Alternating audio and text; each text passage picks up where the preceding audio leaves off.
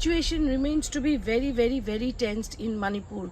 On Saturday night, there were a couple of attempts to vandalize and attack Chief Minister N. Biren Singh's residence, but that was his private bungalow. And that point of time, N. Biren Singh was in his office cum bungalow, where generally N. Biren Singh stays. But this is an old property of N. Biren Singh, where a couple of attempts were made to vandalize his house and attack his house.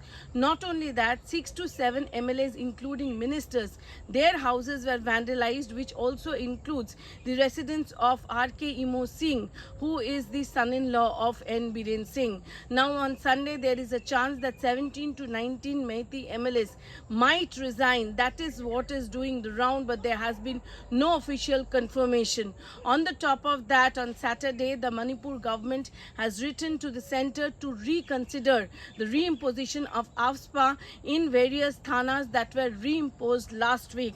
Now, near about 2 years back, the AFSPA was removed from couple of areas in Manipur, but present situation does not allow that, and that is why the central government has reimposed it.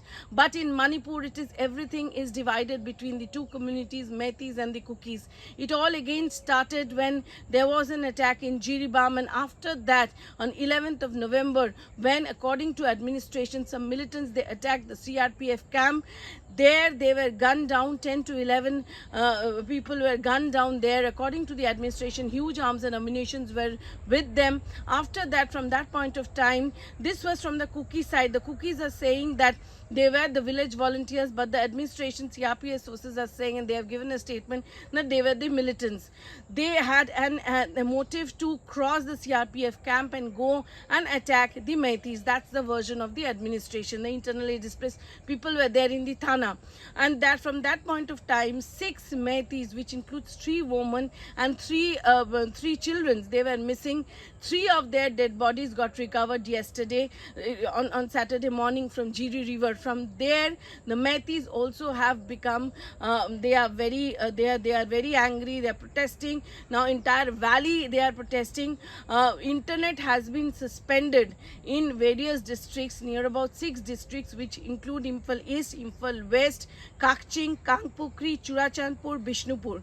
On the other hand, indefinite curfew has been imposed in Imphal East and West. The situation is really grim, and the central government and state government are looking into the matter.